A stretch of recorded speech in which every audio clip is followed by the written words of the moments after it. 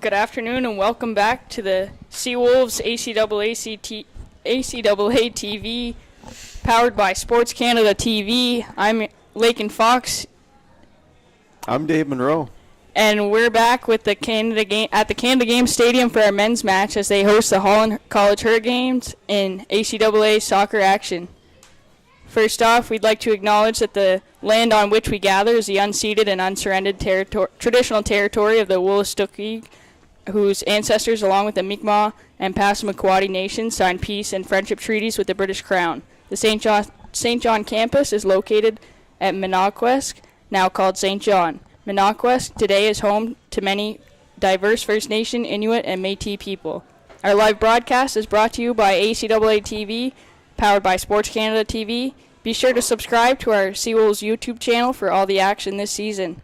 Before we introduce the teams, the Seawolves would like to take this opportunity to thank their 2022-23 season partners, the UNB Associated Alumni, One Team Sports Group, Chartwell's UNB St. John, and of course ACAA TV, powered by Sports Canada.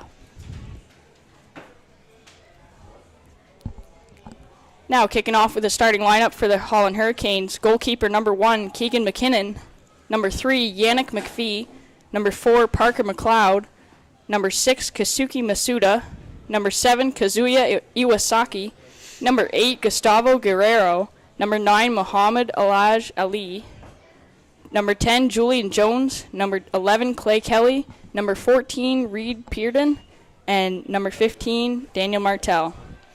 The head coach for the Hurricanes is Jonathan Voss, and assistant coaches Brandon Eagle and Greg Furlong.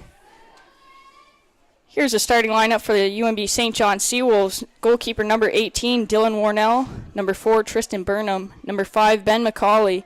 Number 8, Tosin Abe. Number 10, Griffin Cassidy. Number 11, Bijan Hosseini. Number 15, Aham Sheikh. Number 16, Ashton Engel. Number 20, Shadrach Shagonya. Number 22, Stephen Johnson. And number 25, Pierre Akato Mabonde. The Seawolves head coach is PJ Ward, and assistant coach is Justin Leslie. Well, we had a dandy women's game. It was indeed. It ended up with a 0-0 matchup for the women's side on Holland and the Seawolves, but it was an exciting match nonetheless. Had back and forth features to it, a little bit of offense for both teams, some goal posts, and maybe we'll see the same in the men's game here.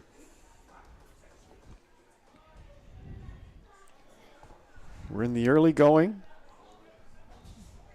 Game just getting underway. Holland College in the white jersey, the Seawolves in the dark red.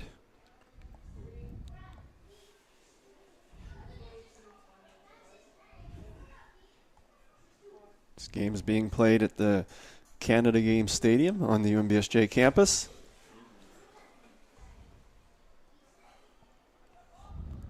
Seawolves come in with a 2-3 record, and Holland College, they're 3-0. They have not lost a game this year.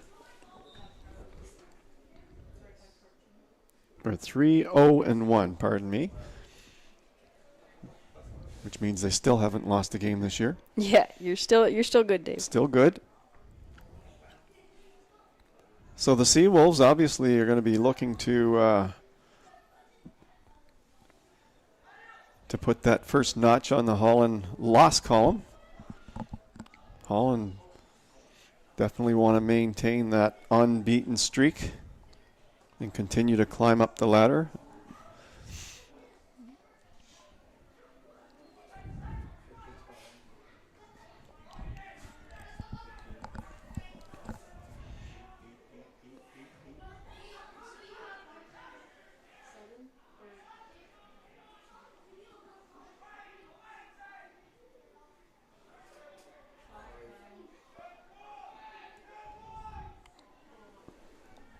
Hurricanes had both games postponed last weekend. And so it'll be interesting to see how they respond to that, having not played in a couple of weeks now.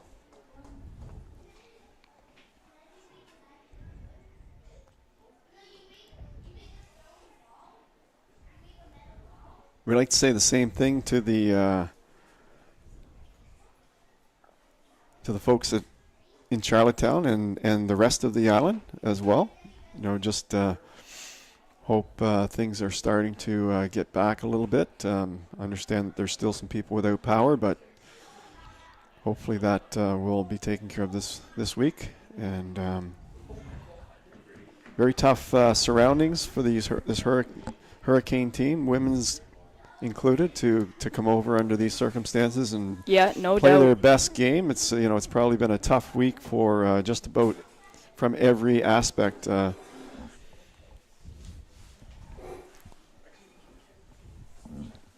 So kudos to the Holland women's team for putting in a good effort today, and I'm sure the men's team will do the same. Yeah, I have no doubt that the men will show up for a good game here today. Even though they did have last weekend's game postponed, they were able to come here with the momentum of having 2 recent wins under their belt. The 2 games that they did play before the hurricane kind of put a little wrench in their plans. Well, both Holland teams are coached by John Voss, so similar styles. Ball on the ground, lots of short passing, looking for those opportunities to spring someone loose. Yeah, not only it's today the battle of the 2 teams, but it's also the battle of the 2 coaches. Both coaches, Jonathan Voss and PJ Ward, are going head-to-head with both teams. Obviously, men's and women's soccer is a little bit different, but luckily the style of play does seem to carry over between the teams and the coaches.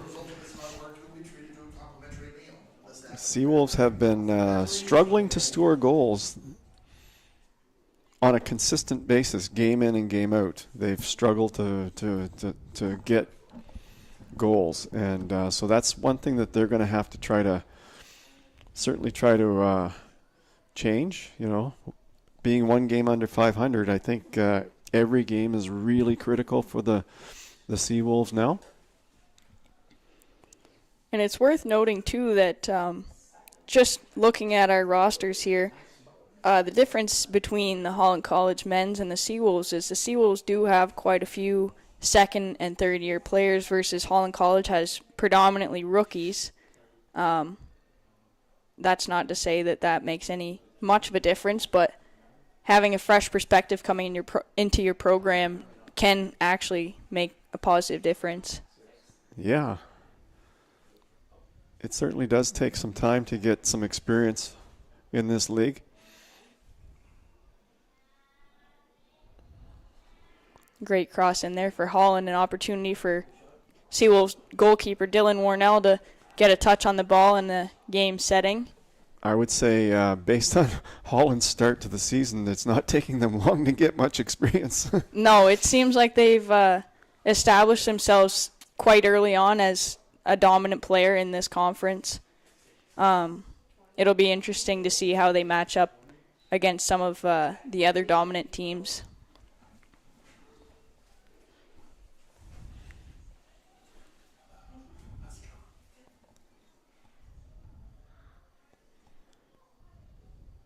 Yeah, St. Thomas is another strong team in this men's side as well.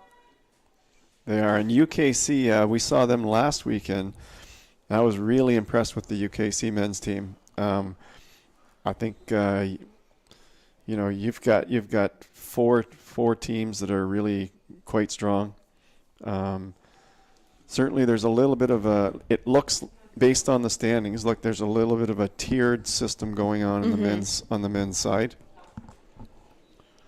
And that does happen sometimes. I know in the women's side around 2017, 2018, we saw those lulls where, certain teams get kind of stuck in those certain same one or two positions in the conference. And I know when I was with the it's hard. team it's here, hard. You try and break out of those positions and as much as possible. That's right. It's hard to break out of. You get into those. That fourth, fifth, sixth, seventh place, and it's hard to crack those top three. And for the 6th and 7th place teams, it's hard to crack the top 5.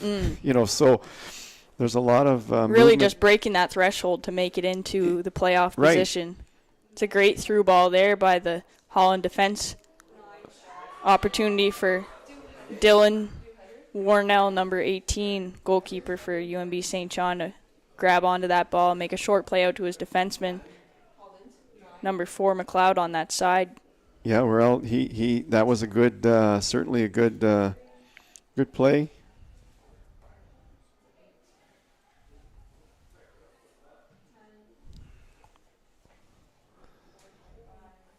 That was a really important save right off the bat for the Seawolves. For a team that's been having trouble scoring goals, to get behind early would have really put them. It's a great cross in by Griffin Cassidy for the Seawolves, and we have a goal.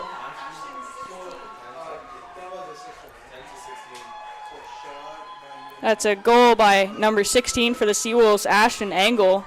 That was a Seawolves goal. That was a nice strike.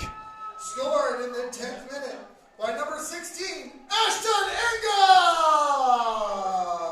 That was a nice strike by Engel. By number 10, Griffin Cassidy.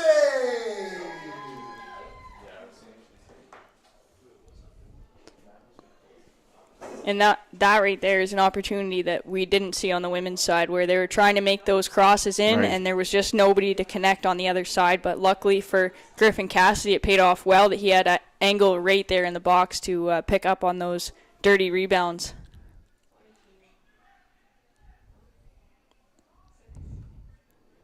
And that's Masuda clearing it out for Holland Hurricanes. Well, and it's also another.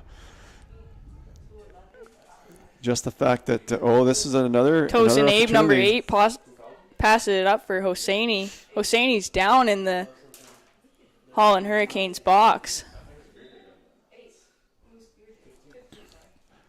But Warnell made a great save, and the Seawolves came right back and scored, which so instead of being down 1-0, they're up 1-0. And so that's a big turnaround for the Seawolves.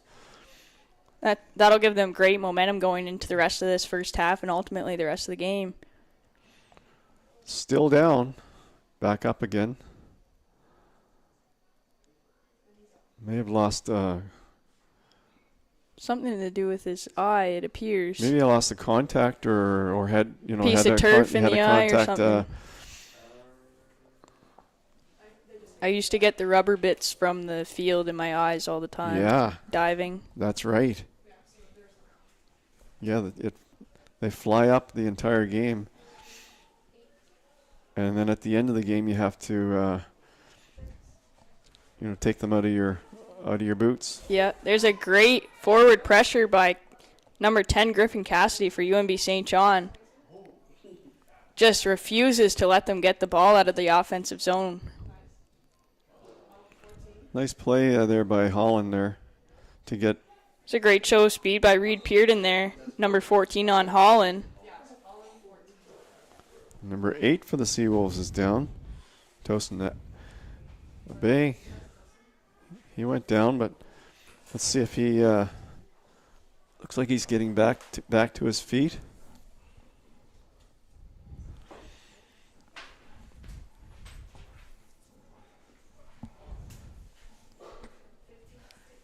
And it'll be number 15, A.M. Sheik, for the Seawolves to take the free kick.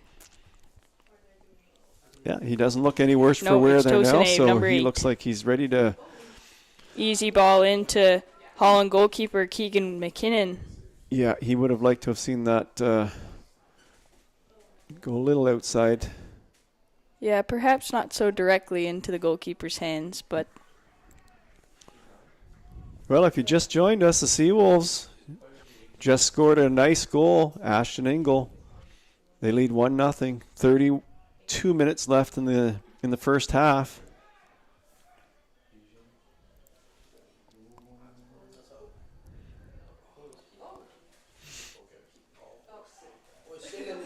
Now the Seawolves today, they're certainly attacking better than they did last weekend. they're already showing better signs on the attack. So they obviously worked on some things this week in practice. There's number 14, Reed Pearden for Hurricanes with the ball. Passes it over to his D partner, Daniel Martell.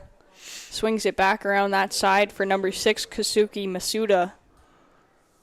Holland just swinging it across their back end, trying to find some way to get it out of their defensive zone. Seals putting great pressure on that front end. Yeah, Holland have been pinned in their own end for the last few minutes.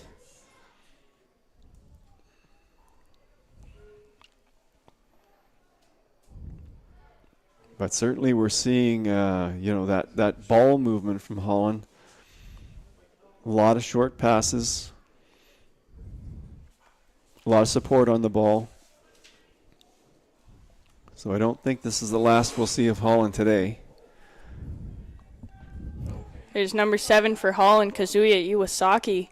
Just touches outside. Goes back for a Seawolves throw-in.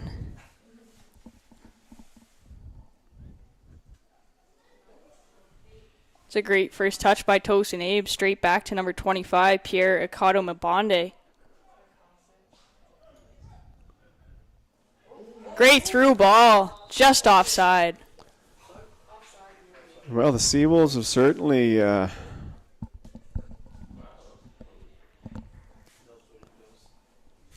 a great chemistry going on today between number 10, the winger Griffin Cassidy, and forward Ashton Angle, who connected together on the goal. well, They try to do the same thing wrong. again. I can't really remember, but I don't think Engel started last week, but he's making his presence known here today. Masuda Which is great sends a long ball in. for the Seawolves.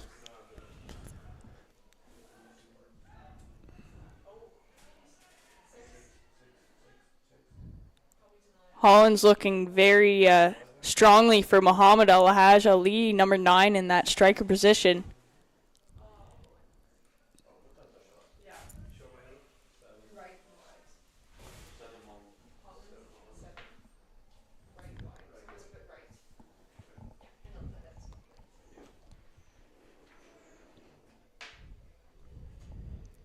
Seawolves setting up for the goal kick here.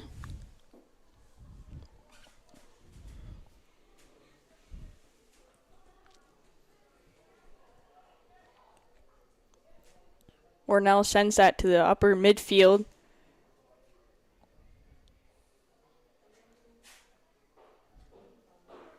Great connection on that header ball from Akato Mabonde for the Seawolves.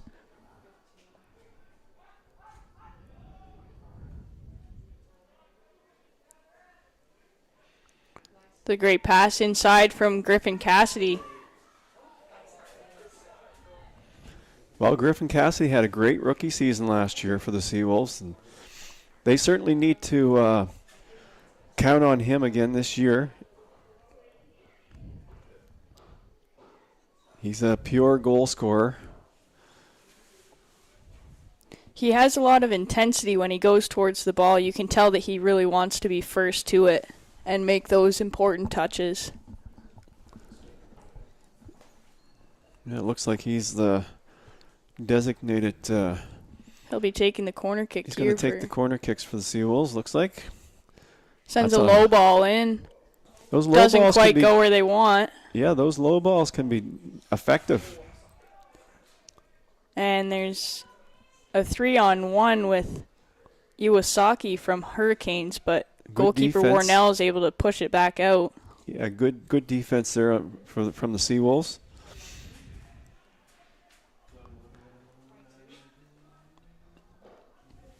It might take Hall a little while to get going, with the big layoff, but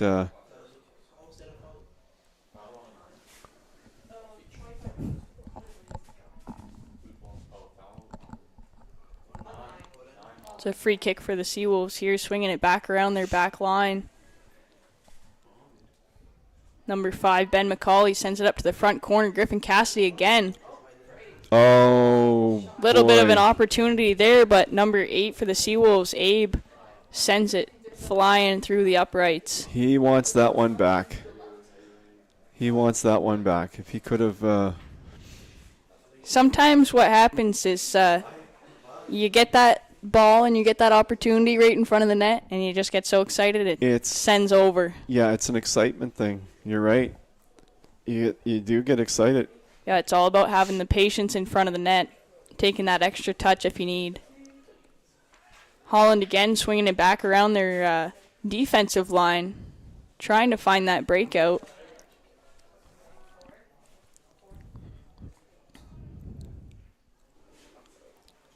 Holland putting a lot of pressure on number 6, Kasuki Masuda, to send those long balls up through the midfield to try and connect with their forwards.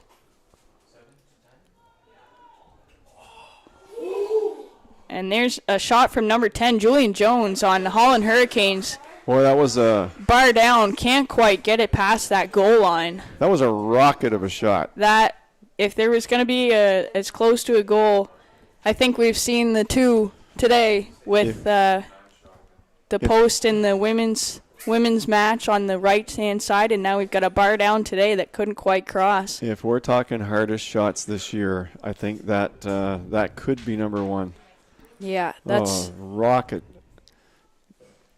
I just saw Seawolves goalkeeper didn't stand a Warnell chance wipes on his that. brow, and that's an earned brow wipe, because that could have been a tie game right there. Well, the goalposts and crossbars are your best friends sometimes, as you know. There's a flag up for an offside here, a little bit of a late call from... The linesman seemed pretty adamant he needed that to be called.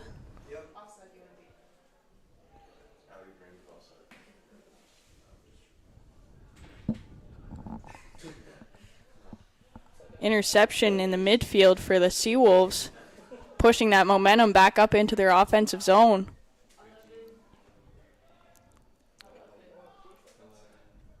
Well, from the Holland College point of view, the one good thing is the goal came early.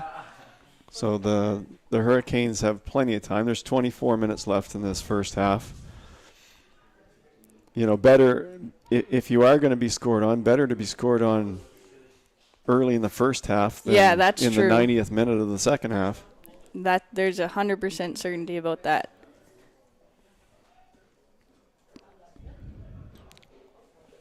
The Hurricanes...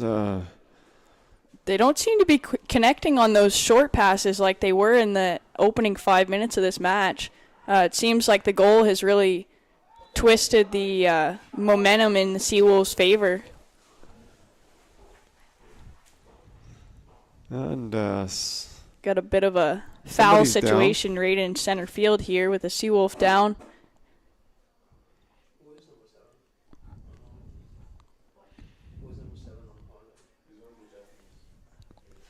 I can't see the number, but looks like he's okay.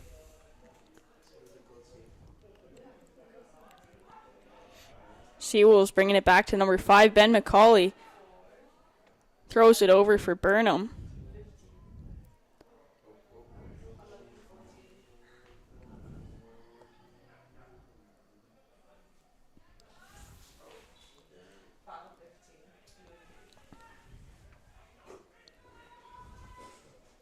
Seawolves leading 1-0 on a goal by Ashton Engel. And a cracker of a goal it was. It was a great connection. Really a half volley. He stayed over the ball and just sent a bullet into the net. A low, hard shot.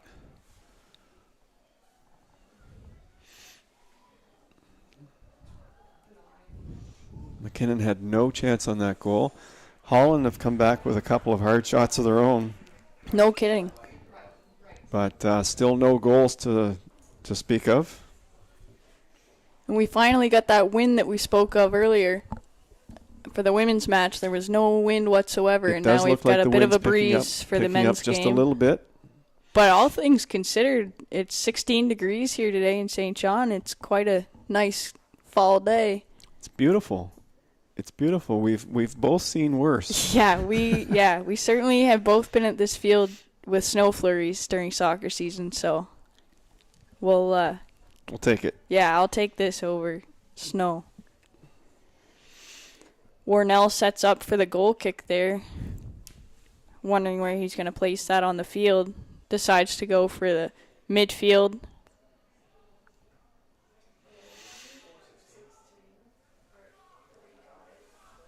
Seawolves number 10, Cassidy, watched that line closely to make sure that he didn't go offside.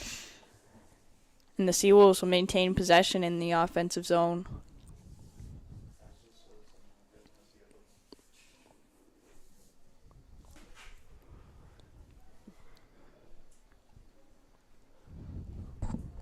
Clock winding down. We're coming up on 20 minutes left in the game.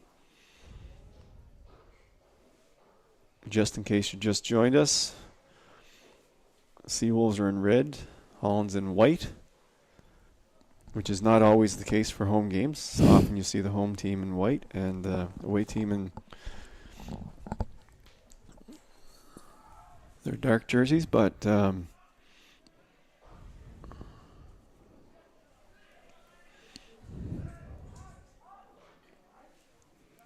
Seawolves number 5, Macaulay, brings it up, tries to make an advance, takes it a little bit too far, picked up by Holland goalkeeper Keegan McKinnon. McKinnon rolling that out. Holland really trying to capitalize from the back line forward, not taking any chances to have any giveaways through that midfield area and try not to give anything away to the Seawolves, really.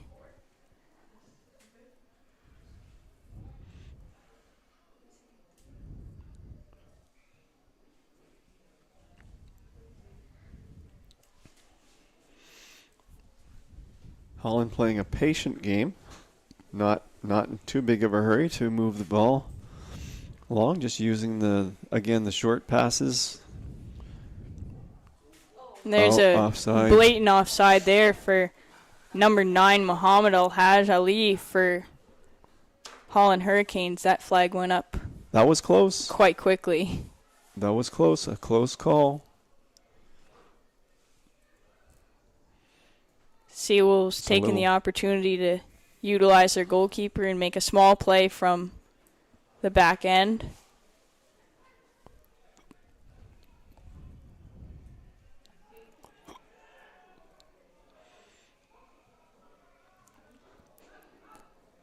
Now, it's convenient for us up here in the booth, but a lot of the Seawolves play has been quite saturated on this end of the field. It'd be interesting to see if they'll open up and utilize that left side, the left wing.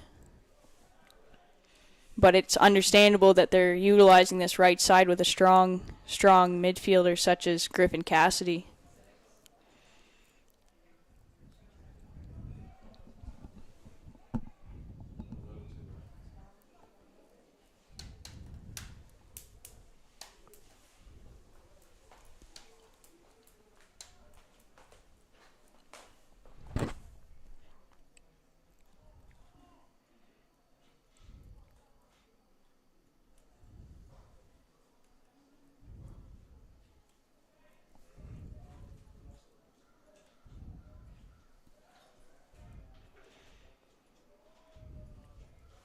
Oh, here's an opportunity, and again, out to Cassidy. Knocks it back in, hoping that one of his Wolves will pick it up, but not quite the case. Holland gathers it up and clears it out through the defensive zone.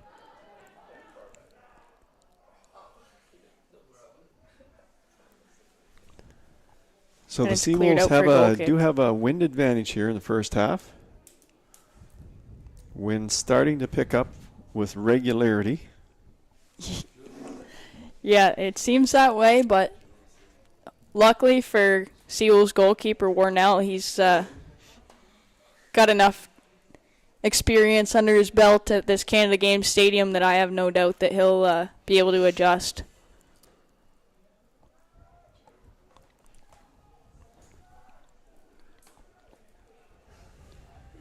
Holland trying to keep the ball on the floor as much as possible.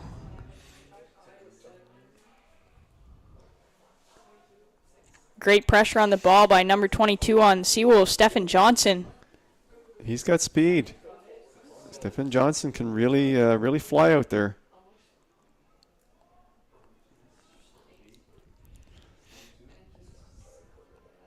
But Holland certainly have composure with the ball. They're not even in their own end. They're 1/3. They're still pretty confident of what they're doing with the ball.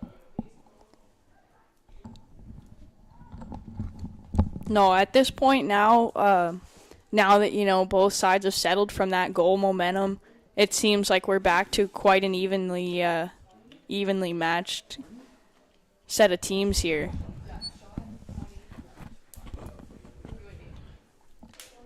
We're approaching 15 minutes left here in the half.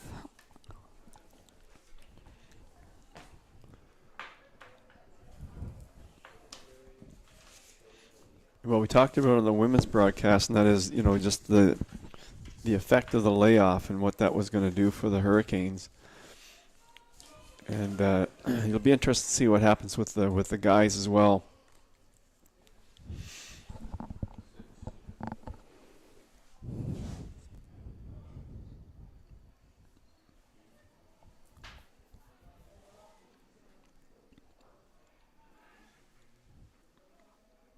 Neither team is really holding on to extreme possession. I wouldn't say one's really dominating that much over the other. There's a lot of 50-50 balls.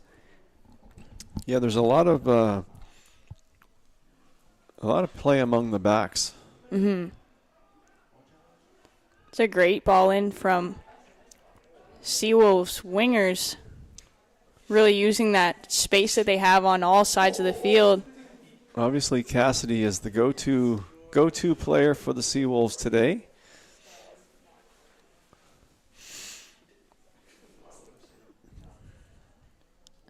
Worth noting that number 14, Reed Pearden, did good to hold his own there and keep the Seawolves for just a throw-in on that ball instead of a corner kick.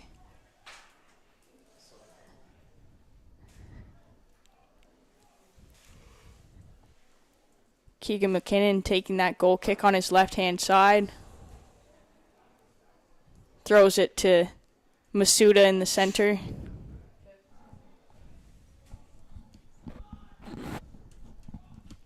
Iwasaki sending it up for Alhaj Ali. Nice block. Bobbling it on their heads, and ultimately Seawolves gaining possession from that foul called just a little bit too much body from Alhaj Ali. Alhaj Ali he was definitely looking for a call going the other way. He thought that he got double teamed by the Seawolves and thought that the call should have gone in his favor. There were some locked arms there at the back. They looked like they were pretty well tangled, but the call was made in favor of the Seawolves, and play goes on. Seawolves making great use of their heads today. I believe most, if not all, the header possessions have ended up going in Seawolves' direction.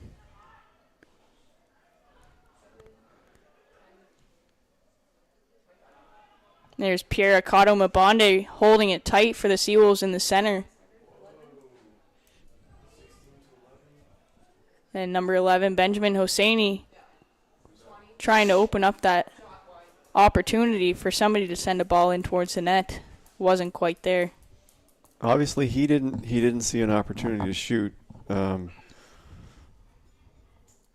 defense was doing a good job blocking him out.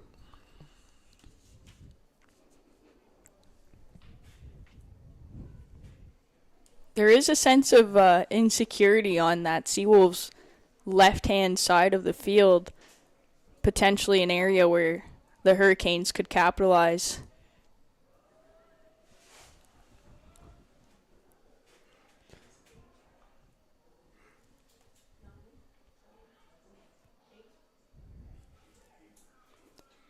Number 8 for Hurricanes, Gustavo Guerrero with the ball there, sending it up to number 11, Clay Kelly.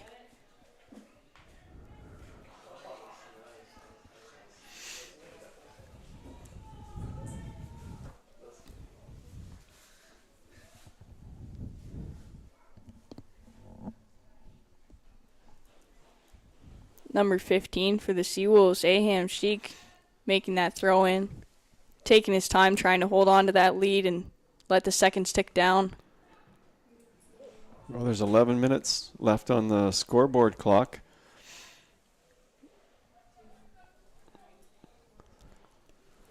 As we said on the women's broadcast, the scoreboard clock is for the fans. The referee actually has the official time on his watch,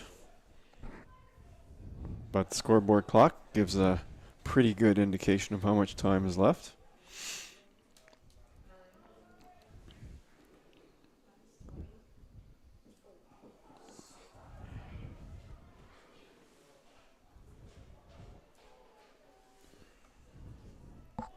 Looks like the Hurricanes have made a bit of an adjustment in their front end. They've pulled number 9, Muhammad Alhaj Ali, a little bit back. He was staying a bit more forward as a striker.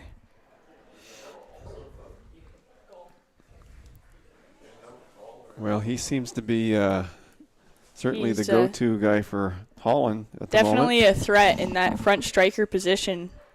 Definitely not somebody that Warnell wants to go 1v1 with.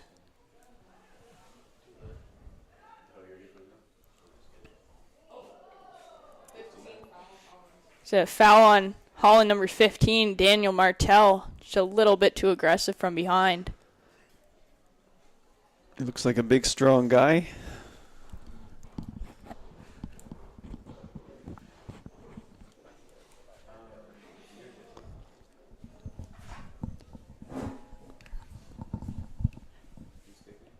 Now, Seawolves could be well within scoring position here just because of the angle and the spot where the ball is at.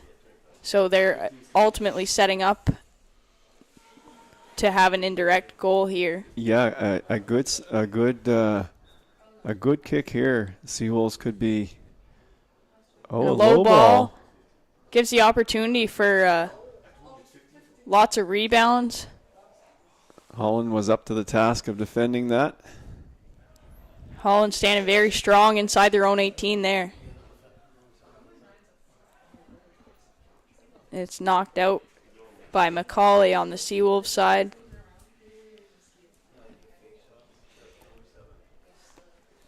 Reed Pearden throwing it in for the Hurricanes.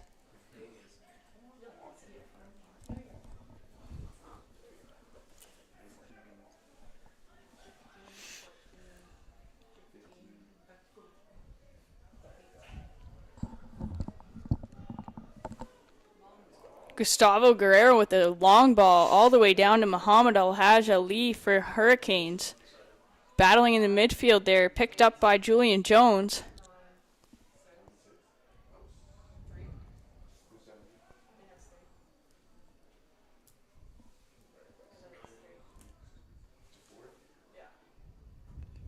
Oh boy, that's a nice ball.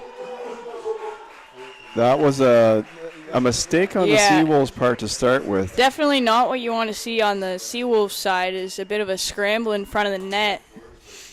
Gave the ball away at the top, Holland College goal scored in the 38th minute by number 9, Muhammad Alhaj Ali. But you could see with that ball coming in from the wing, it was going to be trouble for the Seawolves. Yeah, just the angle when you're running, when you see the ball is being run straight and the defense are at an angle almost behind it, you know that there's a bit of trouble coming in. And unfortunately for Warnell, not able to get his hands on that one. Little bit of a breakdown from the Seawolves there, and it's 1-1 game now. Goal scored by Muhammad Alhaj Ali. Well, Holland keeps sending that ball at the Seawolves' backs. Number 11, Clay Kelly on the wing there, crosses it in for the Hurricanes. Can't quite connect with his own teammates. Cleared out by the Seawolves. Gustavo Guerrero tries to send it back in again. So the Hurricanes are really challenging the Seawolves' backs. They want to see what they're made of. They want to see if they can handle the pressure when the ball's going over them.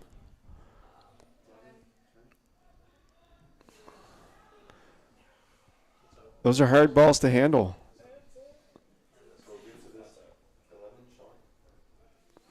The balls that are just going over the backs. They're hard balls to handle. And There's Hurricanes Pearden gives it back to continue. Martell. Martell trying to figure out what to do with it. Julian Jones ultimately passes it back.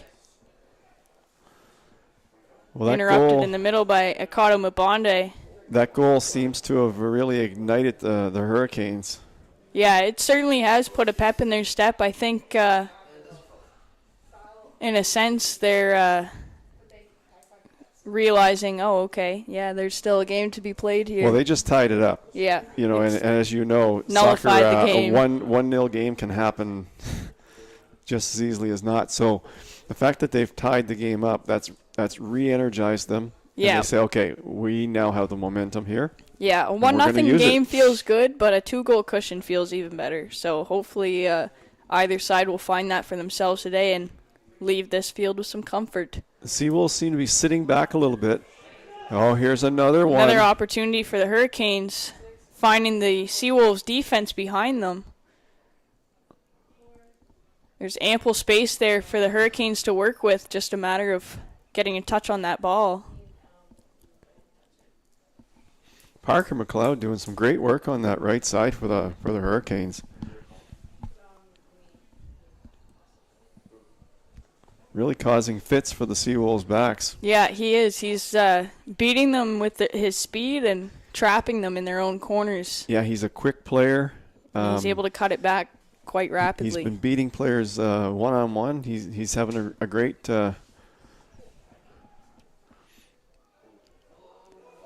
There's a header ball in there again. Muhammad Al-Haj Ali couldn't quite connect on that. Sends it way wide. Wow, that's a huge missed opportunity for the Hurricanes, and he may not have thought he had as much time as he did. There was nobody near him. No, I think because he could have settled. He could have settled shoulder that. check. He could have settled that down and really just deposited it in the corner. Yeah. Sometimes all it is too is just panic that you don't have time for that touch. But well, that's the thing. You have all the space and all the time in the world for that extra touch. It looked like he sensed someone was there and he needed to get that shot off. But just the fact that they're getting those chances. That's the Seawolves really have to tighten up on the defensive side here. Great ball, not super high, not super low into the midfield from Warnell. And the Seawolves are able to take it across that center line. Not quite able to hold on to it.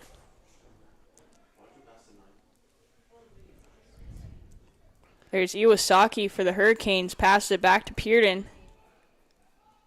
The Hurricanes play a real team game. They utilize everyone on the field with those passes and support. They try to make those short passes, but it's worth wondering if will that pay off for them here today? Because ultimately the goal that they did score was off a slight Seawolves mistake. Well, I think as this game's gone along, they've incorporated that long ball behind the Seawolves fullbacks into play along with the short passes. So I think they're starting to maybe get a sense of what they can do and what they can't do. There's Akato Mabonde showing some resilience through that midfield. Seawolves are standing still a little bit here, not really on their toes. Hurricanes are taking the ball from them at the moment. It does seem like the goal against them off a team mistake really kind of took the wind out of their sails a little bit, but hopefully they'll find some momentum.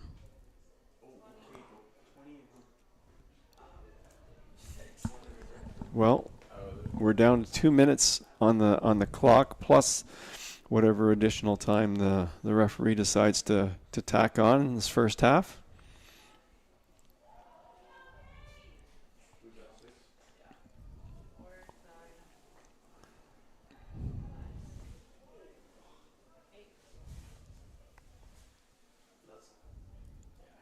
Guerrero taking his time there to get that extra touch and send it to his forward, but Seawolves defense sends it right back.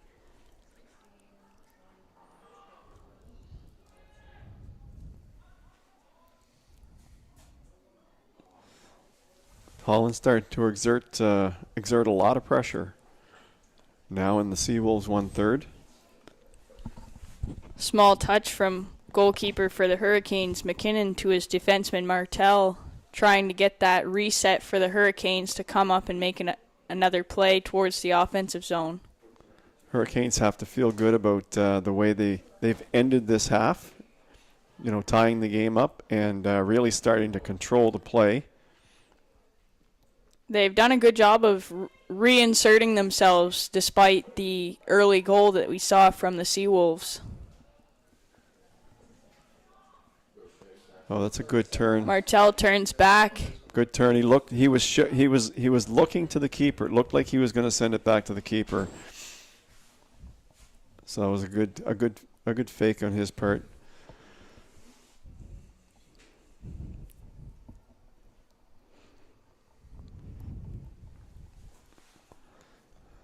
Well, the stadium clock has stopped, so the referee will be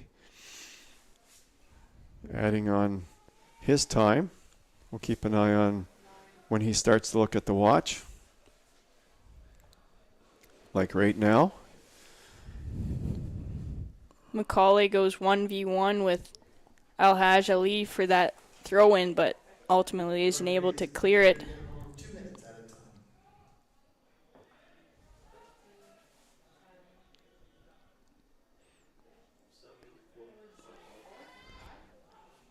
Macaulay with a good step forward to try and clear that ball out of the Seawolves defensive zone, but ultimately it's picked up in the midfield by the Hurricanes, and they bring it back in. Number 10, Julian Jones, carries it to the corner. Crossed in by Reed Pearden and cleared out by the Seawolves again. Martel tries to kick at it, but he isn't quite able to get there.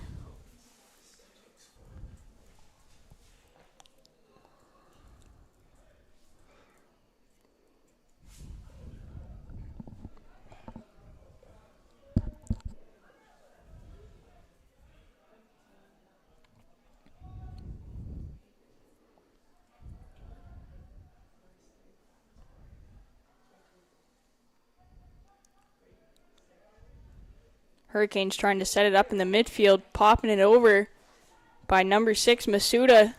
Number 10, Julian Jones, puts some pressure on goalkeeper Dylan Warnell, but Warnell's able to pick it up.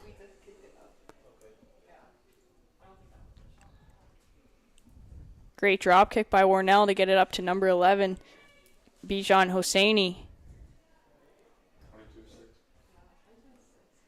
Stephen Johnson, number 22, with it now, showing some speed on the left side midfield.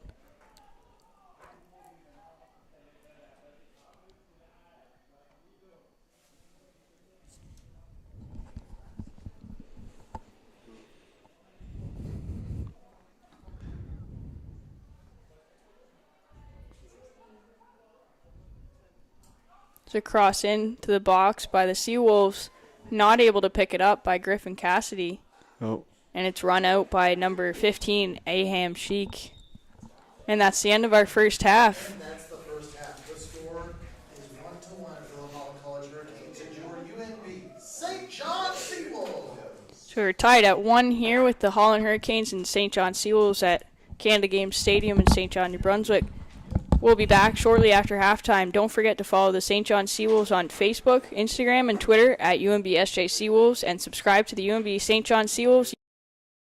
Special shout out to Chartwells at UNB St. John for sponsoring this week's Athlete of the Week for soccer, Julian McCullum and Pierre Accato.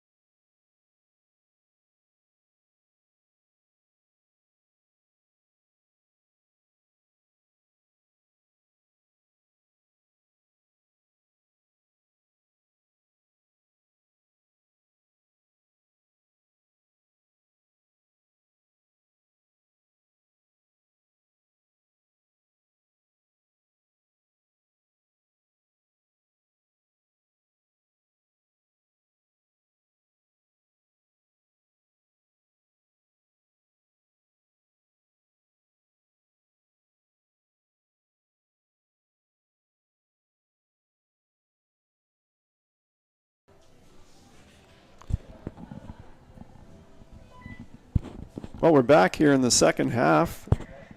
Holland College Hurricanes, UNBSJ Seawolves here at the Canada Game Stadium at UNBSJ. 1-1's the score, and it's been a good game so far. Holland hit the crossbar and had a chance to take the lead, but couldn't do it. And we're knotted at 1. There's a ball going in, a dangerous ball, but Dylan Warnell picks it up, holds on to it, lets the offense get set.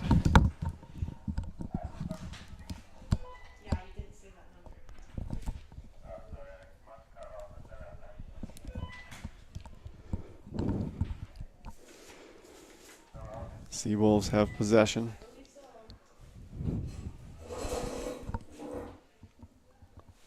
Couple of errant kicks at the ball. That's number 20, Shadrach Chagonia, on the wing with the ball there. Gets it kicked away from the Hurricanes.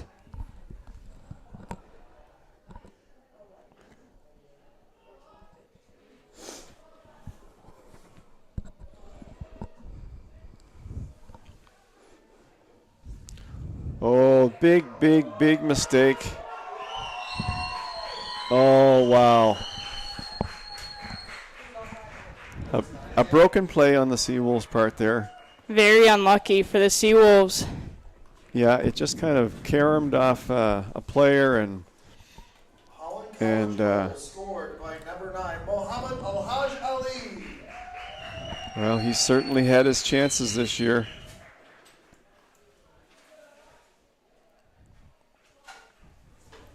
Or this game.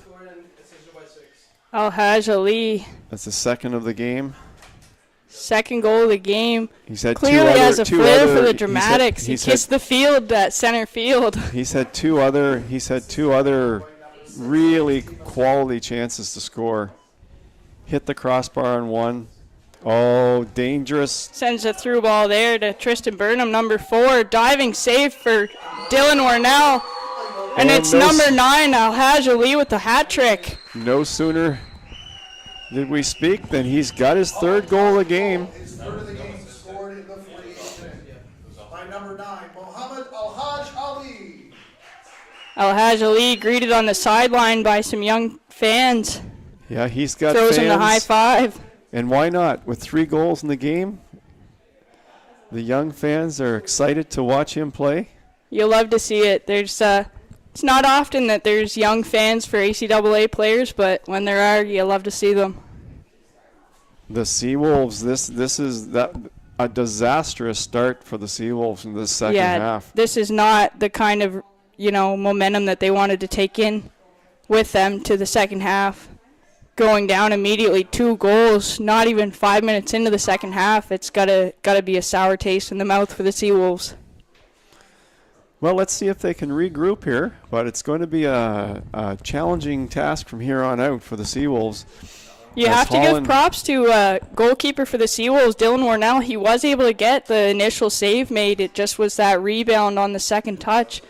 It was a beautiful save because nice that ball was extension, labeled. yeah. It was labeled. Warnell made the save, went down, but that's where you need your fullbacks getting back there and helping out to clear that rebound. Yeah, that just didn't happen.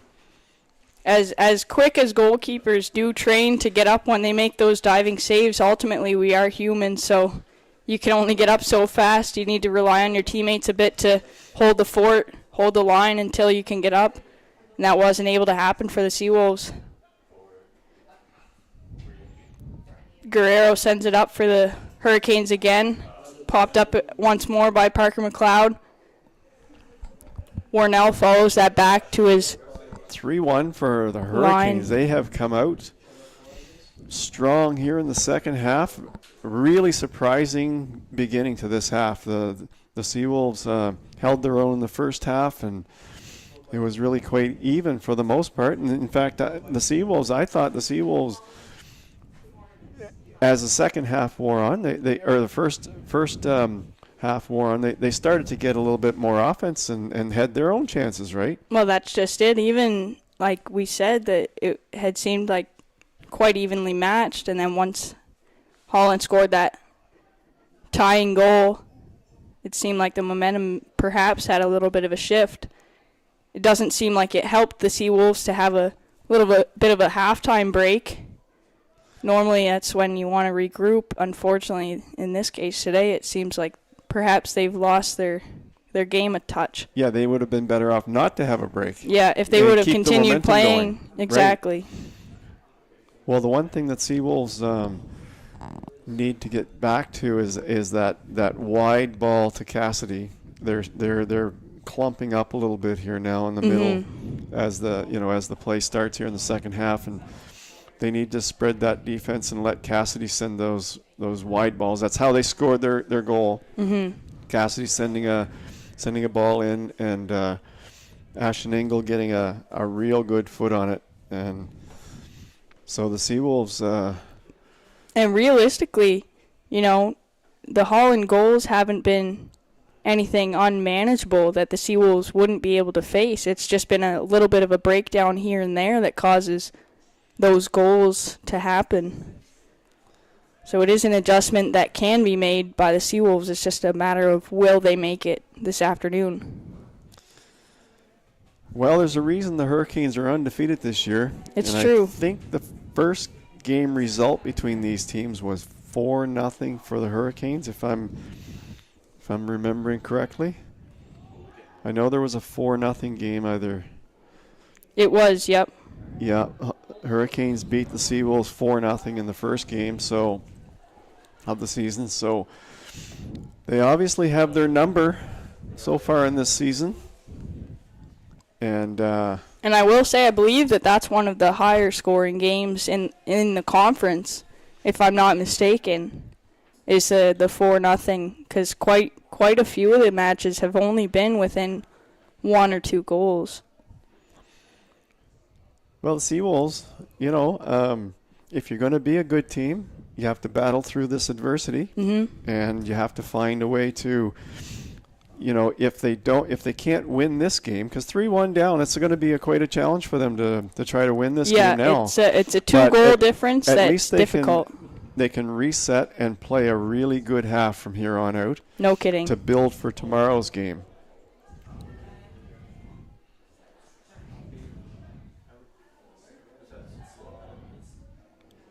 And the Seawolves will want to make sure that they're more than prepared for those stronger teams in the conference, like the Stu men's team will give them a good run for their money as well. That's a good program that's been building up as well the past few Very years. Good They've team. Got a few King's championships College and stuff under their belt. They had an excellent men's team. So the men's conference is quite strong. And same as the women's side, it seems like all the teams within the last few seasons have been quite evenly keeled. It's tightening up. It really comes down to that last 2 or 3 weeks before playoffs to really decide who's going to really punch their ticket there.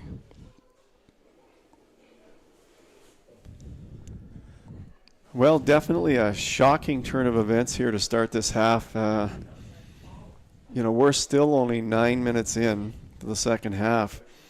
And Holland just really 2 quick goals before we even basically got the announcement out of the second goal. Really, yeah. The third one was in the net.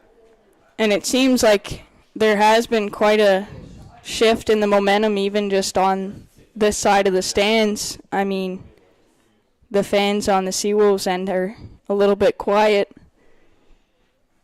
And I think you can tell that on the field as well. We haven't heard quite as much chatter from the players. No. You can tell there has been a negative shift in the momentum for the Seawolves for sure. There's definitely some games like wind this, from their sail. Your leaders are created. Who's going to step up and who's going to give that effort. And it's not about losing. It's about getting better and improving and Another questionable opportunity for the Hurricanes. The ball still in play there, though a few players went down.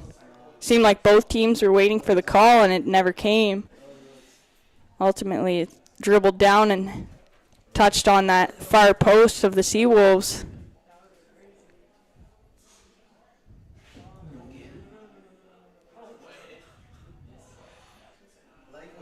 Looked like Alhaj Ali for the Hurricanes wanted to break out and possibly have a fourth opportunity at a goal here. Well, he's been certainly the major factor in this game. Having put one on off a crossbar as well. So, and missing the one on the breakaway where he put it over the net. Yeah, there's been no shortage of opportunities. That might have been his best chance of the game. Yeah, I don't know. So between that or the bar down. Wow, he could have 5 goals in this game. Number 3, Yannick McPhee takes that throw for Holland. Iwasaki turns that through the midfield and shifts the sides. Iwasaki does a good job controlling the ball and controlling the play. Yeah, he's got a great heads-up game in the midfield and seems like he's always looking to kind of make those gutsy plays and look where other people aren't looking. The Hurricanes, we said it in the women's game. You have to be impressed with the way the Hurricanes move the ball. Mm-hmm. They really control the ball well. They move it around, always on the ground. That opens up the air game behind the defenders. Yeah, I think a key component for the Hurricanes is that, like, they must know, or I'm assuming that they know that it's so much harder to win 50-50 balls in the air versus just tackling hard for a pass or an interception like that. So I think that's why you'll find Holland plays more their game on the ground. They try and get that soft touch to bring the ball down.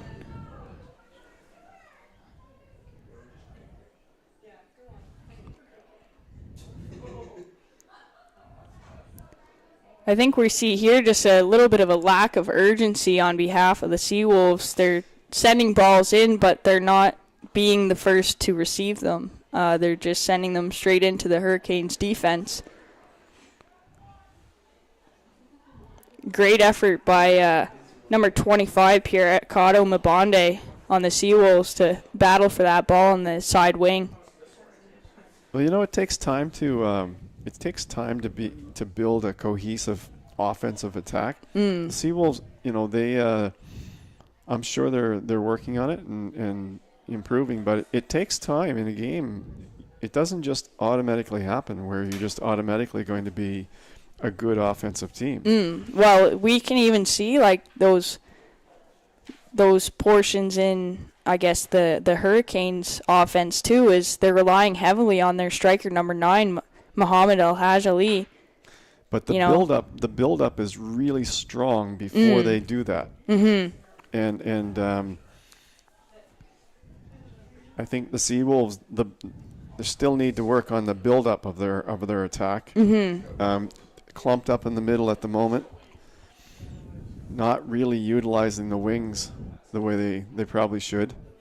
Well, and you'll see now just the patience that the Hurricanes have with the ball, playing it around their backside into their wingers, back around through the backside again. They're playing with so much ease now. They're sitting on a 2-goal lead. 30 minutes left in the game. The Hurricanes are playing a possession game right now.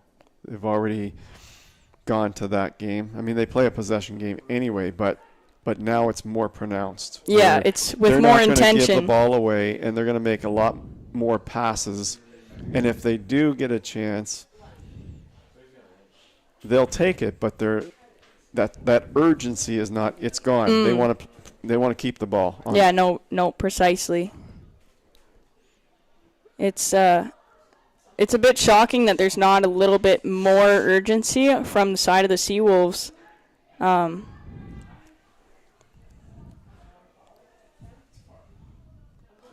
It's a great header ball forward. Played back to goalkeeper Keegan McKinnon. You got hit in the head on that one. Ultimately takes the ball to the head. I know exactly how that feels. Yeah, that doesn't That was the feel exact great. opposite of my injury in first year. It does not feel good. Yeah, we're calling both ATs out. Yeah, if they come. But looks like he's back on his feet. But they might still want to check him out. That's number 11, Bijan Hosseini.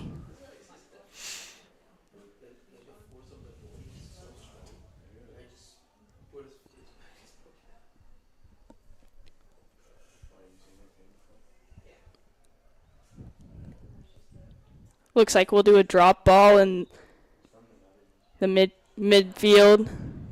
Goes back to the Seawolves. A great ball nice in strike by from number Abney. 8, Tosin Abe. Nice strike. Great strike in. Hits the post in the top corner. Just quite isn't able to make it onto the net. That might have changed the complexion of this game. Well, it would have, putting the Seawolves within one. It definitely, I would say, probably put a little bit of a pep in the Seawolves' step, just to see that they are able to connect with some balls and get them towards the net. And it may have jolted the Hurricanes a little bit too, to not be quite as complacent and say, hey, we still have some work to do here. Well, you know, something about that, the sound of a ball hitting off the post, I think it kind of puts a little bit of a buzz in everybody's blood. But at the end of the day, the Hurricanes are leading 3-1. 28 minutes left in the game. The clock is winding down. Seawolves had a chance to make it interesting, but wasn't to be as the ball clanged off the bar. Abe really cracked it. Holland really utilizing their time and space that they've got, sending it all the way back to goalkeeper Keegan McKinnon, playing a short passing game.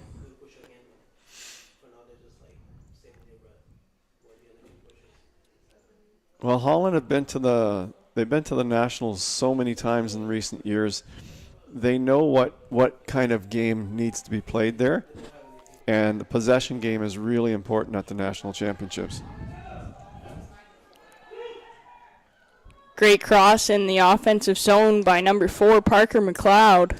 Yeah, Parker McLeod, I've been impressed with him on that wing. We're getting to see him, the second half, we're getting to see him on our side of the field. And that Little bit of a collision in the corner there. It will remain Hurricanes ball. And there's going to be a substitution for the Hurricanes. Number 10, Julian Jones coming out. And number 5, Jarvis McRae coming in. Well, I'll tell you, the Hurricanes have 13 first-year players on their team. That's pretty impressive. They're putting on a pretty impressive display here today with that many players on their team, or the first-year players.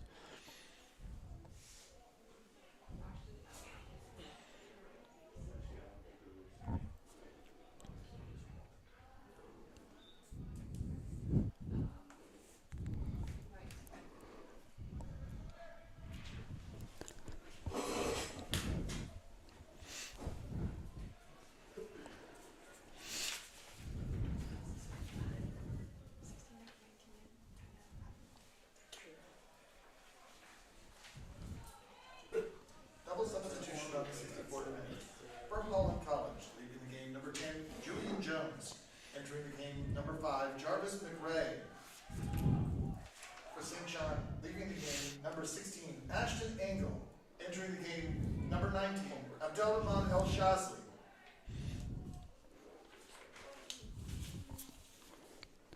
Also got a substitution for the UNBSJ Seawolves. Going off is number 16, Ashton Angle. And coming on is number 19, Abdulrahman El Shazli.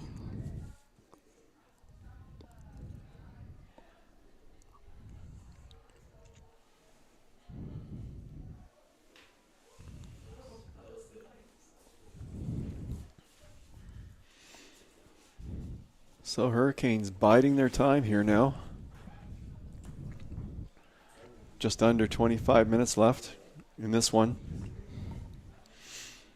Hurricanes, if they can hang on, they'll move to 4-0-1, and the Seawolves will drop to 2 wins and 4 losses. So it's important for the Seawolves to keep battling here and see if they can get one back and make it interesting, because you never know. Yeah. You never know if they had scored on that Abe shot.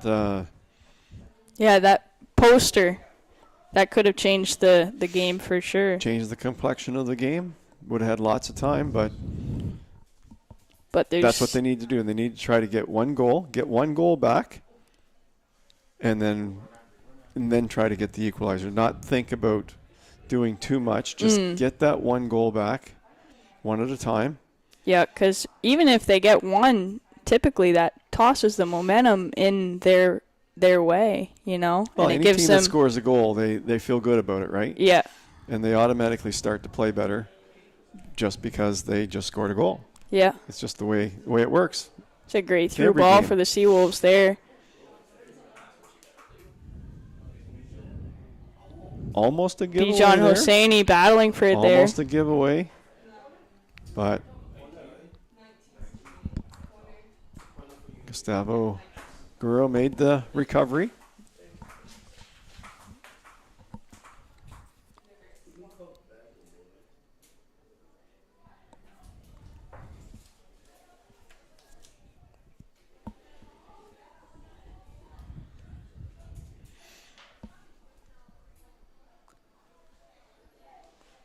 Okay, it looks like It'll be a UNB St. John corner kick taken by number 8, Tosin Abe.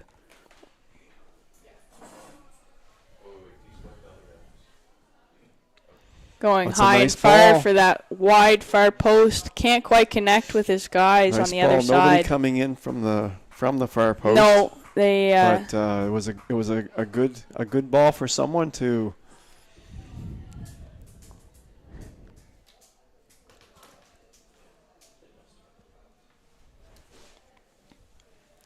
Goalkeeper Keegan McKinnon for the Hurricanes passes out to Gustavo Guerrero, sends it back across his D-line, and back in for Masuda. Masuda sends his signature long ball in.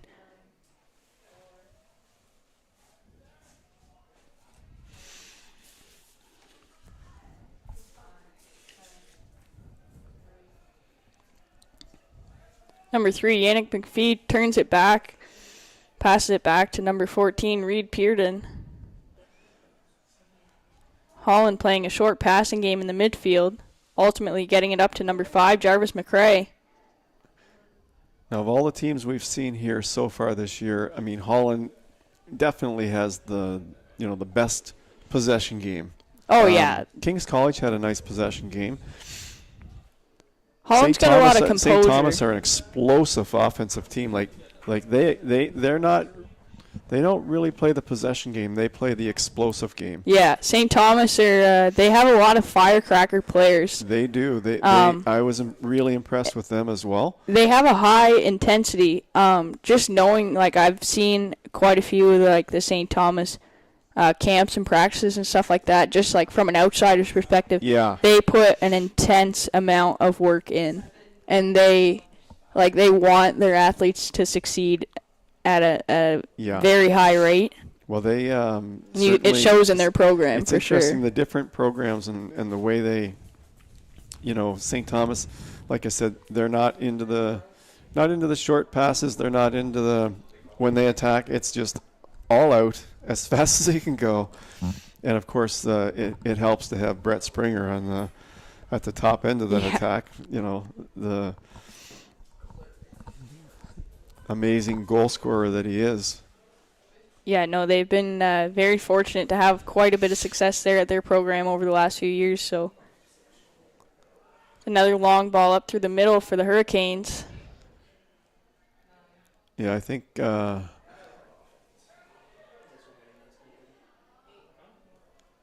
been really impressed this afternoon with Parker McLeod of the Hurricanes. Showing tremendous speed on that wing. Strong skills, really quick, beats people one-on-one. Yeah, there's just a really strong player. And again, we get to see him on this side of the field for this half, and you know, seeing him closer, I'm even more impressed. Yeah, no, that's first half. That's how I feel too. It's because especially where we're situated, for us to notice somebody from that far away, obviously they're doing something all right, but it's even more tremendous and up close. Well, you realize how quick he is. Yeah, and he's got great ball skills. He's making smart plays too, and it's worth mentioning too. Like, it's crazy how young this Holland team is, but how composed they look as a unit. Yeah, they've got top flight players throughout their lineup, and no question one of the teams to beat for the ACAA championships. Yeah, no they're doubt definitely I would easily say a top contender based on what we're seeing here today. It's a great tackle by number 5, Jarvis McRae. Their success in the last 10 years. They're perennial contenders every year, so yeah. So there's nothing surprising here today in seeing the Hurricanes, but certainly the way they move the ball around and maintain control of the ball. They've had possession. I don't know what the possession stats are for this game, but they've had the ball a lot today. Yeah, certainly in this second half for sure. And they're definitely utilizing their time to their advantage. Seawolves have not had many opportunities, but they did have a chance with that ACAA shot off the post to get back in this. Yeah, and you never know what can happen when it's a one-goal game. Yeah, Seawolves number 8, Tosin Abe, will be hearing that ring off the post in his dreams tonight, I'm almost certain. But luckily they have an opportunity tomorrow to rejuvenate themselves and LAC's in town. Change up the narrative here from today a little bit. Yeah. Well, the Del AC men's team is they're playing some good soccer this year as well. So it certainly will be an interesting game tomorrow too. Hurricanes taking the opportunity to take off their top scorer, Muhammad Al-Haj Ali, number 9, substituting for number 17, Abdi Muhammad. Number 9, Muhammad Al-Haj Ali. Entering the game, number 17, Abdi Muhammad. And that's an incredible afternoon by number 9, Muhammad Al-Haj Ali. 3 goals for the afternoon. Some good cheers. The fans appreciated the good effort, and he certainly gave a good effort today. Yeah, definitely a true sign of respect here from the fans, just knowing the effort that he's put in today.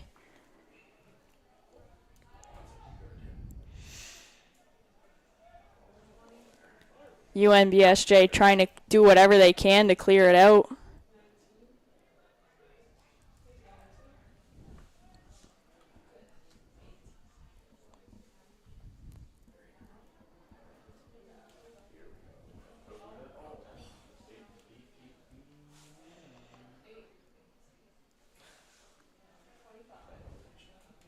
There's Akato Mabonde with the ball in the midfield now. The Seawolves are just trying to calm the ball down so they can make any kind of play with it.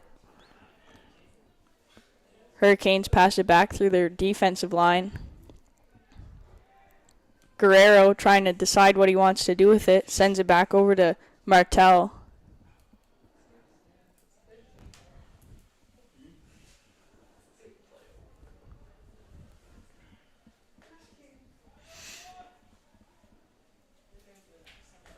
So it's just a possession game for the Hurricanes. Yeah, at this point, it becomes a little bit frustrating for the Wolves, who are just trying to grab any bit of possession that they can.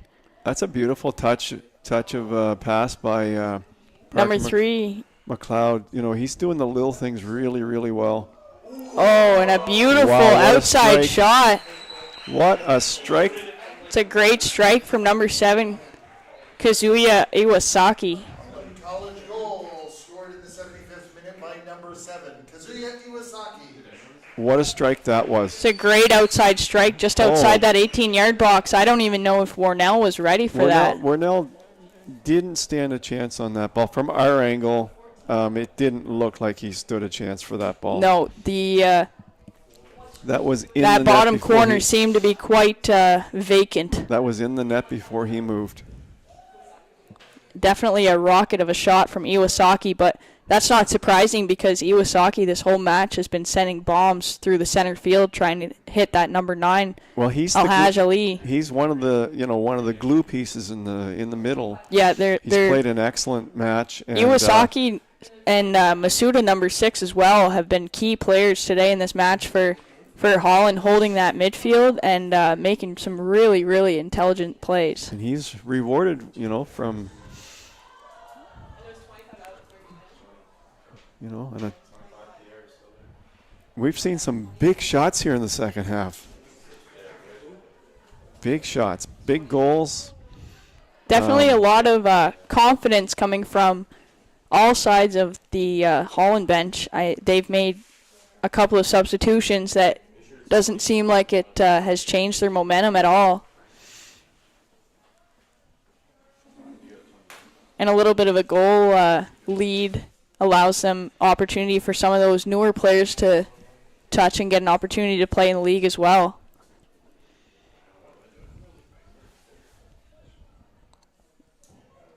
Well, the Seawolves have to, Double substitution in the 75th minute. For They're- Holland College, leaving the game, number 14, Reed Bearden.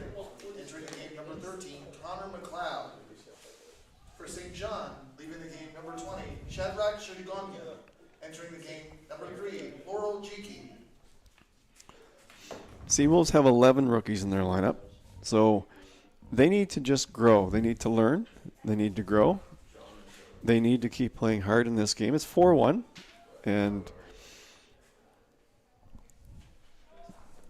it's easy to give up, but you want to build momentum. Like, they have another big game tomorrow, and they need to build momentum for that game by playing good, smart soccer.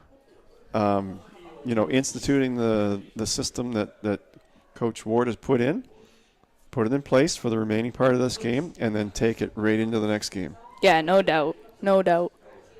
Got a couple of substitutions here. One for the Hurricanes. Leaving the field, number 14, Reed Pearden. Coming on the field is number 13, Connor McLeod. For the Seawolves, coming off the field, number 20, Shadrach Shagonya. Number 3, coming on, Laurel Dejiki. So they both teams now making substitutions, getting some of the Trying to cycle those guys through and, some players, get their legs get some feeling players fresh. into the game, and because ultimately, as much as you can practice, nothing will be like a game situation, That's right. So even if you get 2 minutes, 3 minutes, 5 minutes of a game situation, that's five more minutes than you had last week, So somebody has an opportunity to play 11 minutes today or 12 minutes. Yeah, 100%. And especially, it's very key for these two young teams that we see here today, especially with the Holland team. There's so many rookies that it's good for them to play games like this and have those few minutes to get those touches in, to get those initial jitters out at the start of the season. Well, here's the other thing you're saying as a coach. Okay, you've been telling me all year you should be a starter. Show me Show why. me. Yeah. Show me. You've got 12, 13 minutes to show me what you've been telling me. And so Number 11, Dejan Husseini. Entering the game, number 6, Jonah Nice. so you're hoping that the players will take that approach when they go into the game and say, okay, coach, I'm gonna show you what I've been talking about. And sometimes you find a starter who maybe you didn't think was capable of starting. You find them in situations like this. Mm-hmm. And that's 'Cause you see almost their what we saw attitude, here you see with their attitude and you see their competitiveness and you say, okay, that's what I want in the starting lineup. I want that. Yeah, well, we almost saw that firsthand. We had a substitution for the Seawolves. Number 11, Bijan Hosseini leaving the field, and number 6, Jonah Nice comes on. Immediately, the first play, he's involved with a touch. Unfortunately, it goes wide over the crossbar, but it is a touch nonetheless. So we love to see that for our substitutes coming in today.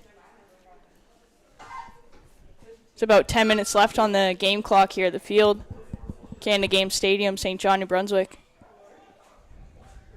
And a nice stadium it is. Oh, it's a beautiful field. It is one of by far the most spacious fields I've ever played on. There's and it's so flat. It's a field of speed for sure, and I mean we've seen that in a lot of the plays today. Through balls through those defensive zones. I think with the Seawolves, sometimes players run away from the ball instead of coming back to the pass. Mm-hmm. They're running away from it, and the defender just steps in front of them, right? And so I think that's something that the Seawolves can look to maybe improve a little bit as well. Great interception there on number 3 for the Seawolves, Laurel Djiki, one of our substitutes that we had come in today, making some great plays through the backside there. Another great step up from Djiki. Decides to take it straight into the corner by himself, crosses it in. Nobody's home. An exciting play. And here's an opportunity. Another great opportunity for the Wolves, and it finds the net.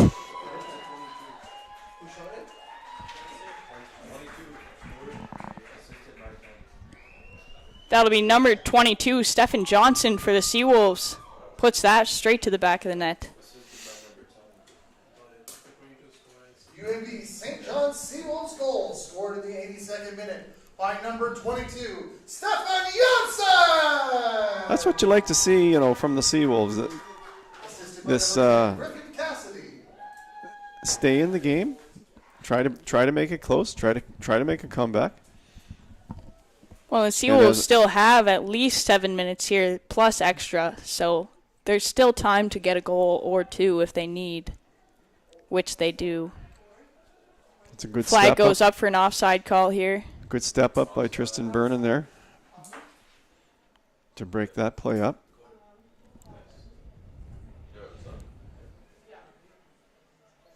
Looks like Burnham's going to take the kick. He's giving his instructions.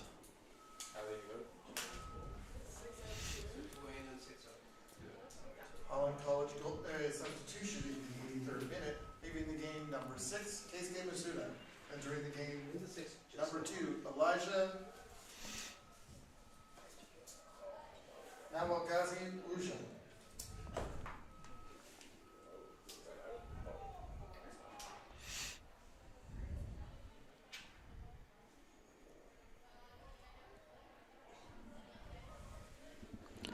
Substitution for the Holland Hurricanes. Number 6, Keisuke Masuda coming out. Number 2, Elijah Nwagazi Awuja coming in.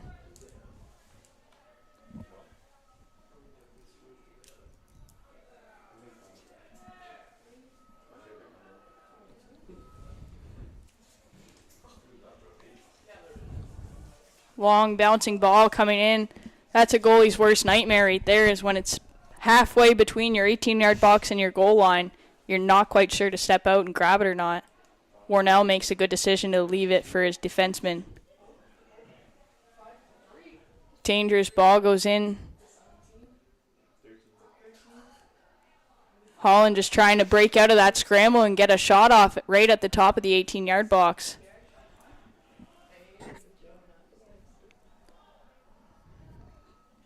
Number 6, Jonah Nice, does his best to shift the field. Seawolves have a great opportunity to create some space. Ball sent in nobody really there. Gets chased out on the line by Keegan McKinnon. He'll take a goal kick.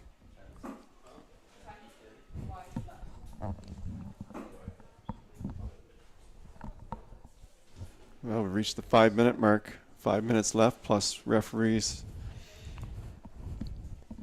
add on time. And we're sitting at a 4-2 lead for the Holland Hurricanes.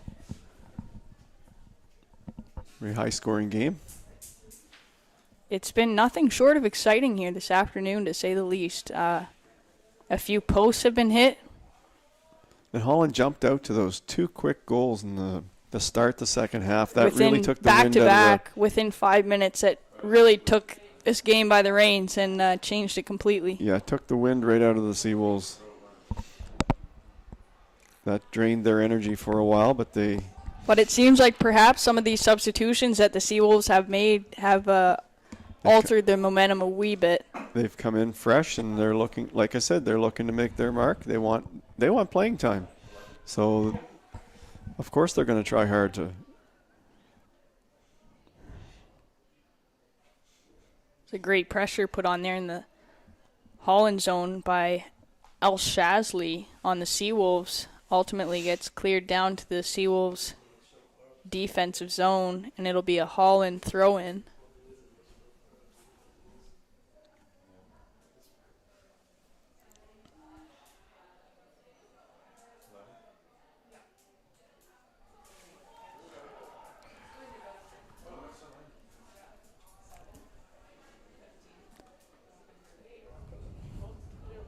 Ball goes back to McKinnon, the goalkeeper for Hurricanes. Swings it out to Guerrero. Sends that once again out to his midfielders, but it isn't quite able to make it up to the forwards where they want it. Seawolves wasting no time to gather the balls that are going out on the side here as the minutes are counting down, and they're sitting on a 2-goal deficit.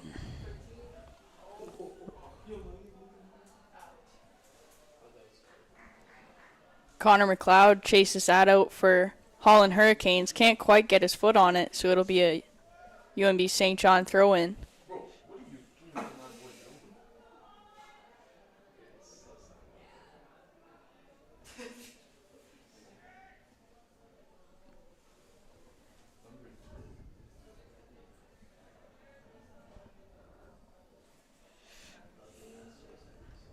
Abdi Muhammad trying to gain possession for the Hurricanes, can't quite get there.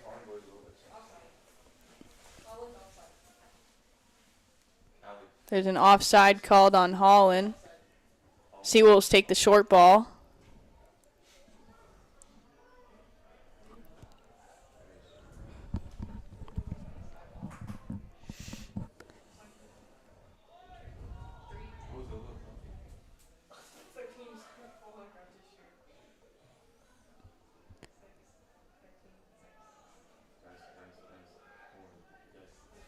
Seawolves are trying anything that they possibly can to get that ball away from that sideline. Eventually it gets cleared out. Tosin Abe brings it up to center.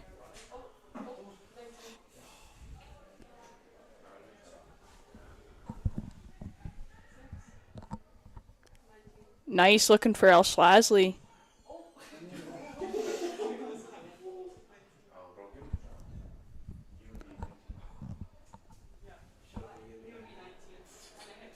Well, we're hitting the 1-minute mark left on the scoreboard clock, or the stadium clock. So the Seawolves, if they're going to do anything here, they need to score real soon and then score again. real soon after that. Real soon. That's a great through ball there to El Schlazley. Is he going to get there? He will, but there's nobody quite inside for him. Hurricanes have a minute to bobble it around, and they clear it out. There is an offside call for UNB down on that far end of their attacking zone. So it looks like McKinnon will take that. He's just going to take his time. Yeah, the Hurricanes are not urgent to get that ball up the field. They want to keep it for as long as they can.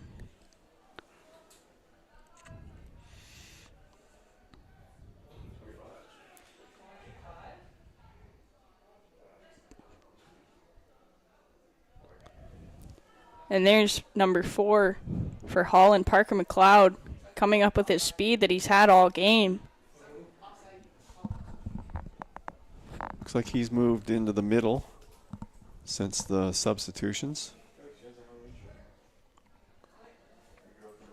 They've changed their configurations. shifted configurations with the lack of Al-Haj Ali, but obviously has not posed an issue for them here. Long ball in. Easily handled. Easy pickup from Keegan McKinnon. Certainly taking his time, not stressed to get that ball out of his hands.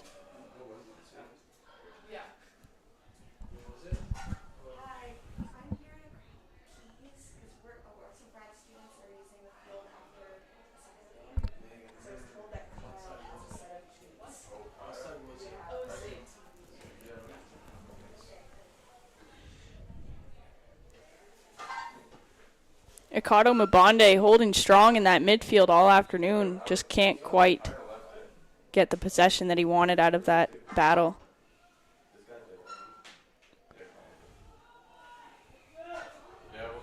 McLeod brings it up. Elijah had the whole room. Warnell backs up just to make sure, but it's way over. Warnell takes a quick kick. Parker McLeod has had an excellent second half for the Hurricanes.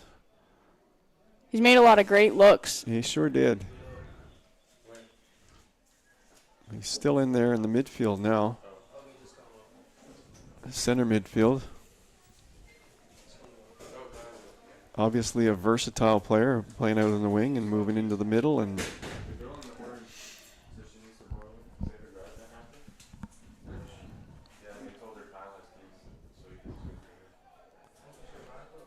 this game can't have much time left to it. I think the referee's going to blow this one down within the minute. More than likely. Yeah, the Hurricanes are certainly taking their time to walk to those balls for the throw-ins. Yeah, they're in no hurry, rush. No rush to do anything now. Ikato Mabonde holds off the defender, but ultimately his teammates left him and wasn't quite able to gain the possession of the ball that they wanted from that. Hurricanes passing it around now. There's an offside flag up. Wasn't called.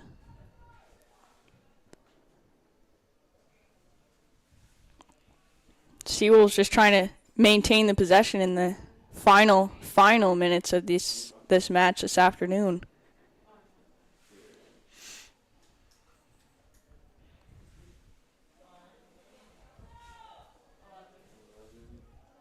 No, he almost got through, but it was going to be offside anyway.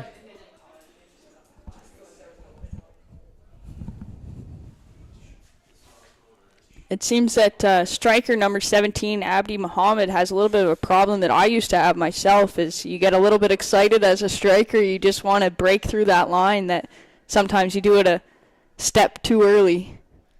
Yeah, it's a timing thing. Yeah, it's that comes from playing with your teammates and learning when they're going to pass the ball and yeah, it's cohesive awareness.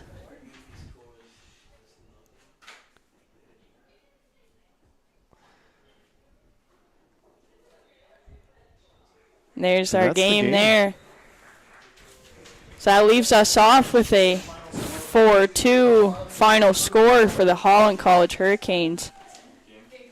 Once again, the Seawolves would like to take this opportunity to thank their 2022-2023 season partners, the UNB Associated Alumni, One Team Sports Group, Chartwell's UNB St. John, ACAA TV, powered by Sports Canada TV. We'd like to thank you for tuning in to Seawolves ACAA TV broadcast with us today. Join us tomorrow as the Seawolves take on Daly C. Rams, women's game at 12 and the men's at 2:15.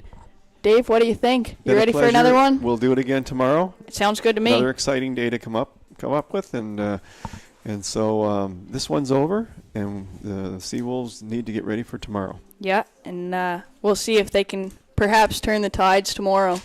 Hurricanes, now where are they going? They would imagine they would be going to St. Thomas tomorrow. I believe so, yeah. It seems that would make sense to go up the road. Yeah, so. But think we'll we're- be back here for action tomorrow. Have a great day, folks.